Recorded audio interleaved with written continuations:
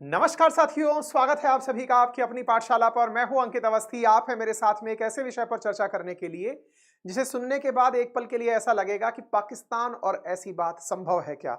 लेकिन कानूनी कार्रवाइयां हैं जो की जानी जरूरी हैं और उसी क्रम में खबर यह है कि 26/11 मुंबई में हुए हमलों का दोषी हाफिज सईद को मांगने के लिए भारत के द्वारा पाकिस्तान को प्रत्यर्पण के लिए कहा गया है कि आपकी अगर वो जेल में है तो उसे हमारी जेल में भेजिए और हमारे चूंकि यहां पर वो गुनहगार है तो उसे हमारी कार्रवाइयों का सामना करने दीजिए। कौन है, क्या है, सारी बातें डिटेल में बताएंगे और ये बताएंगे कि पाकिस्तान का कितना दोगला चरित्र है कि जिस व्यक्ति के ऊपर 83 करोड़ रुपए का इनाम घोषित हो रखा हो।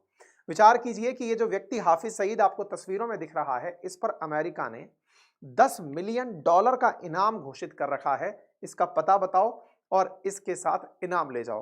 फिलहाल पाकिस्तान वाले इसे चूंकि जेल में डालकर रखे हुए हैं तो इसका प्रत्यर्पण होना अभी संभव है कि नहीं ये पता नहीं।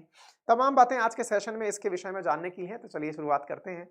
आपको कल भी जब हमने अपनी पाठशाला पर सेशन अंकित इंस्पायर इंडिया पर सेशन किया था, तब हमने यहाँ के हालात आपको बताए थे कि पाकिस्तान में चल क्या रहा है। और उसी बीच में हमने आपको एक जानकारी और भी दी थी कल के सेशन में, और ये कहा था कि मुंबई हमलों का जो मास्टरमाइंड है हाफिज सईद, उसका बेटा ताला सईद पाकिस्तान में सांसद बन सकता है। चुनाव लड़ने की खबर उसकी सुनने में आ रही थी। अब ये है हाफिज सईद, लश्कर ए तोयबा को स्थापित करने वाला व्यक्ति, पाकिस्तान का वो आतंकी संगठन जिसने भारत पर हमले किए हैं। और भारत पर चाहे मुंबई ट्रेन धमाके हों या मुंबई ताज होटल पर धमाके हों या फिर भारत की संसद पर हुए हमले, उन सब के पीछे का असली मास्टरमाइंड यही व्यक्ति है।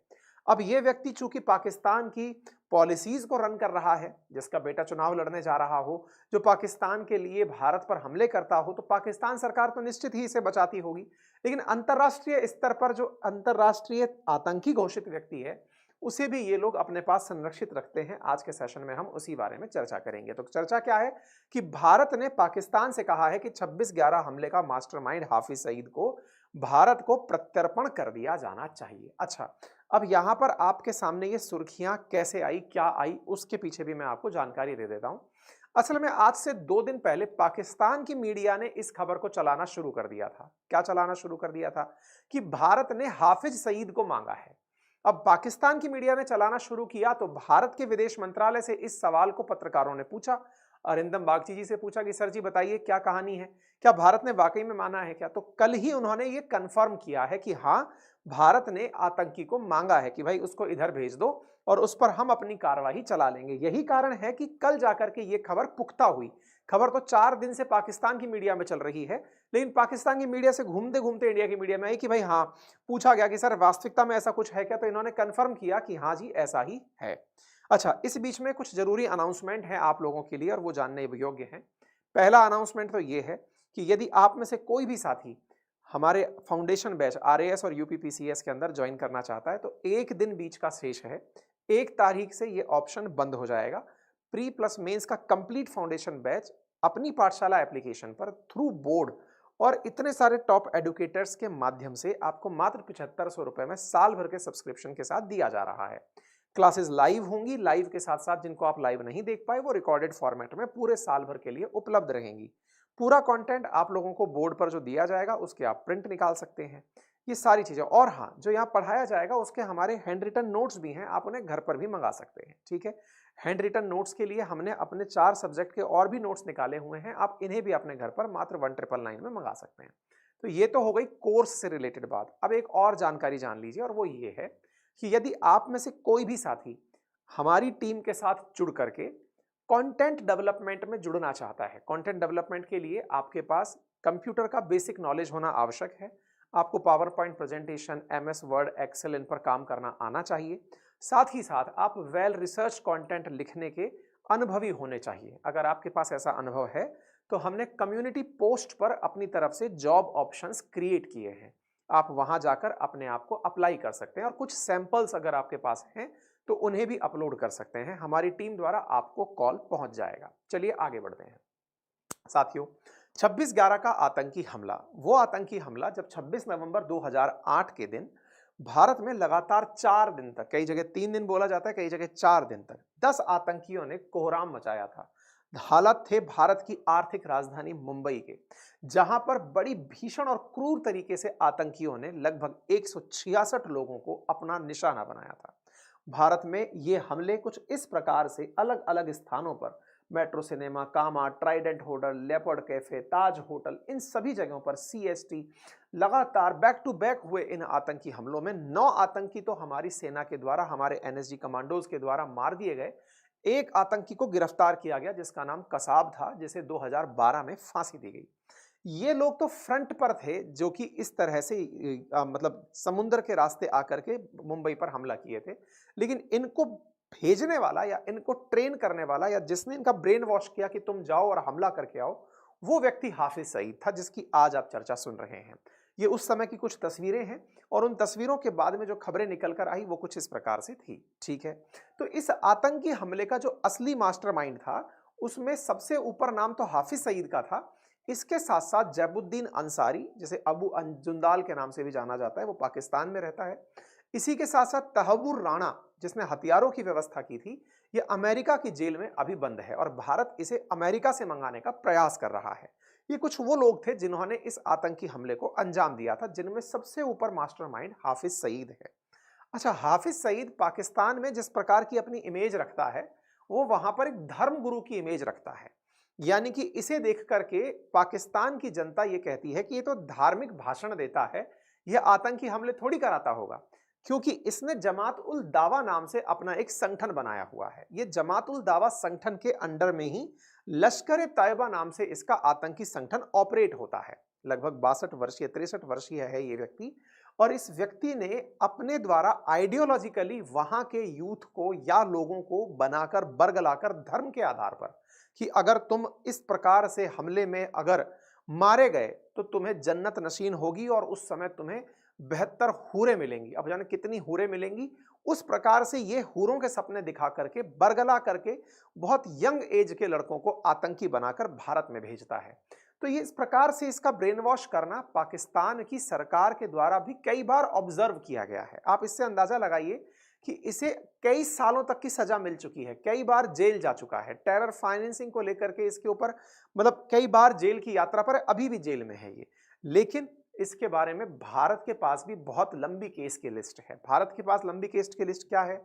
इसके पास 23 केसेस हैं भारत में जो कि टेरर फाइनेंसिंग को लेकर के हैं। एंटी टेररिस्ट एक्ट के तहत इसको इन सेक्शंस में ऑलरेडी हमने कोट किया हुआ है। अगर मैं आपको इसके कारनामे और कारनामों के साथ इसकी जेल की यात्रा बताऊं तो आपको यह लगेगा कि इनकी सरकार के द्वारा केवल और केवल फाइल की पूर्ति के लिए इसे जेल भेजा जाता है। उदाहरण के लिए, जब भारत में संसद पर आतंकी हमला हुआ दिसंबर 2001 में, तब इसे डिटेन किया गया, यानी कि पुलिस के द्वारा पकड़ा गया, वहां की फोर्स के द्वारा पकड़ा गया और जेल में डाल दिया गया।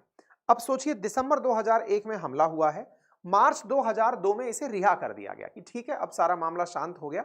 एक प्रकार से इसको इस तरह से रिहा कर दिया जाता है कि अब तुम्हारे ऊपर कोई दिक्कत नहीं है, तुम जाओ। ठीक है, मार्च 2002 में रिहा कर दिया गया। ठीक है, फिर ये बाहर निकल के फिर मेहनत करने लगा।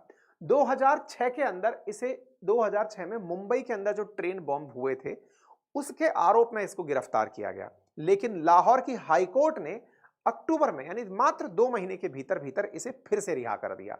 2 महीने जेल में रहा। पहले कितने महीने रहा था? 3 महीने। अब कितने महीने रहा? 2 महीने। 2 महीने में इसे फिर से रिहा कर दिया गया। दिसंबर 2008 में यूनाइटेड नेशंस के द्वारा जमात उल दावा को बैन कर दिया गया। हाफिज सईद को एक टेररिस्ट घोषित कर दिया गया। पाकिस्तान से कहा गया कि इसे खुला मत भेजो, खुला मत छोड़ो, इसे जेल में डालो। पाकिस्तान ने इसे नजरबंद कर दिया, हाउस अरेस्ट कर दिया। लेकिन पाकिस्तान की कोर्ट ने यूएन की बात को भी दरकिनार करते हुए इसे अनकॉन्स्टिट्यूशनल करार दिया। जुलाई 2009 में उसे फिर से रिहा कर दिया गया। अगस्त 2007 के अंदर 2009 के अंदर इंटरपोल, इंटरनेशनल जो पुलिसिंग है, दुनिया भर के जो देश हैं वो अपनी पुलिसिंग से जो एक दूसरे को जानकारी देते हैं, रेड कॉर्नर नोटिस जारी करते हैं, उन्होंने इंटरपोल ने इसके खिलाफ रेड कॉर्नर नोटिस जारी किया, क्योंकि भारत में हुए आतंकी हमलों के कारण इसे मांगने की, प्रत्यर्पण करने की डिमांड की कि भाई जहां भी हो इसको पकड़ के लाया जाए। सितंबर 2009 में पाकिस्तान ने भारत के दबाव के चलते इसे हाउस अरेस्ट, वापस से भारत घर के अंदर ही बंद कर दिया, नजरबंद कर दिया। फिर से हाईकोर्ट बाहर निकल के आ जाती है। इनकी हाईकोर्ट बड़ी मेहनती है लाहौर की, वो बाहर आती है, फिर कहती है कि नहीं नहीं इसे छोड़ दिया जाए। साहब इसे फिर छोड़ दिया जाता है। अप्रैल 2012 में अमेरिका के द्वारा इसके ऊपर $10 मिलियन का इनाम घोषित किया गया। $10 मिलियन का मतलब हुआ 83 करोड़ रुपए इसके ऊपर अनाउंस किए गए कि इस आतंकी हमले के जिम्मेदार को अगर कोई बताए तो हम उसके ऊपर इनाम घोषित करते हैं। तो ये देख सकते हैं मतलब अमेरिका की यूनाइटेड स्टेट्स की ऑफिशियल वेबसाइट है जहां पर आप मतलब अप टू $10 मिलियन इसके ऊपर इनाम घोषित किया हुआ है। आप यहां पर देख सकते हैं rewards of justice is offering a reward of $10 million. यहां पर यह चीज आप देख सकते हैं। ठीक है, भारत के गृह मंत्रालय ने भी इसे सबसे टॉप मोस्ट आतंकी की लिस्ट में रखा हुआ है, मोस्ट वांटेड की लिस्ट में रखा हुआ है। पाकिस्तान की मिलिट्री यूएस के चलते इसे बार बार हाउस अरेस्ट करके भेजती रहती है सो दैट अमेरिका खुश रहे, और अमेरिका अपने एक्शन के चलते पाकिस्तान के द्वारा जब जब हाउस अरेस्ट किया जाता है तो अमेरिका बड़ा खुश होता है कि बहुत बढ़िया, तुमने मेरी बात मान ली। पाकिस्तान के द्वारा इसके कई विंग्स को समय समय पर बैन किया जाता है ताकि अमेरिका को यह लगे कि ये कुछ काम कर रहे हैं। जैसे कि डोनाल्ड ट्रंप बहुत खुश हुए थे जब पाकिस्तान ने इसे हाउस अरेस्ट किया था। ट्रंप ने कहा वेल डन पाकिस्तान, तुमने मेरी बात मान ली, लेकिन ये थोड़े ही समय में बाहर वापस निकल आता है। हास्यास्पद तो ये है कि पाकिस्तान द्वारा दुनिया से यह डिमांड की जाती है कि यदि आपने इसके अकाउंट फ्रीज किए हुए हैं तो उन्हें खोल दीजिए, क्योंकि हमें इसको हैंडल करने में दिक्कत आ रही है। यानी कि हाफिज सईद का पैसा भी पाकिस्तान रिलीज करवाना चाहता है। साथ ही साथ पाकिस्तान जो है वो हाफिज सईद के टेरर फाइनेंसिंग के मामले में दुनिया भर में अपने आप को निर्दोष बताते हुए कार्य करता है। लेकिन इसके ऊपर पाकिस्तान में भी इतने केस हो रखे हैं कि इसे 32 साल की सजा टेरर फाइनेंसिंग के लिए, कि आतंकियों को तुम पैसा उपलब्ध कराते हो, इतनी सजा इसे पाकिस्तान में भी बुली हुई है।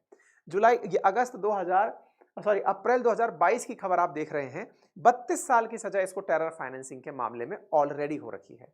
पाकिस्तान में अब्दुल रहमान मक्की, हाफिज सईद, ये ग्लोबल टेररिस्ट यूएन के अंदर 2023 की जनवरी में वापस से लिस्ट किए गए। इसी के चलते हुए भारत ने पाकिस्तान से इसे प्रत्यर्पण करने की कहा है कि अरे भाई, कम से कम वो ग्लोबल टेररिस्ट अनाउंस हो रखे हैं, ऑलरेडी वो अरेस्ट में चल रहे हैं, उन्हें हमें आप सुपुर्द कर दीजिए।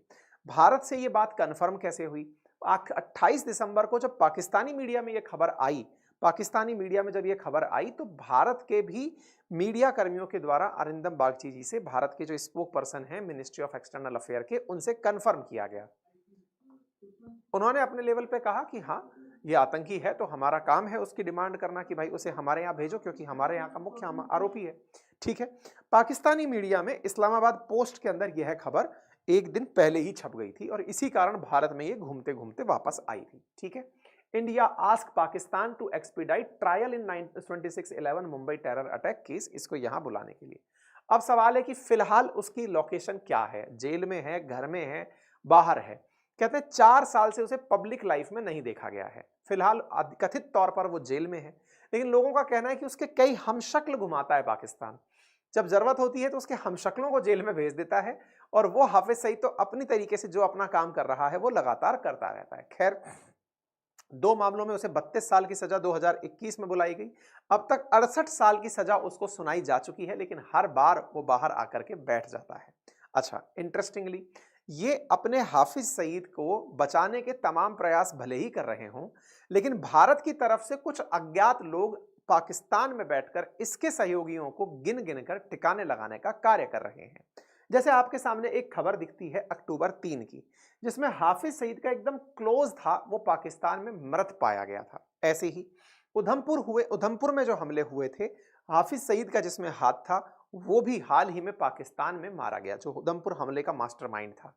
इस प्रकार से अज्ञात लोगों के द्वारा सफाई का कार्यक्रम चल रहा है, लेकिन चूंकि ये पाकिस्तान की जेल में सुरक्षित है, तो इसकी भारत डिमांड कर रहा है कि या तो उसे बाहर निकालो, नहीं तो उसे भारत भेजो। बाहर निकालो तब हमारे अज्ञात लोग एक्टिव हो पाएंगे, नहीं तो इसे भारत भेज दो, हम अपने लेवल पर इसका सॉल्यूशन निकाल लेंगे।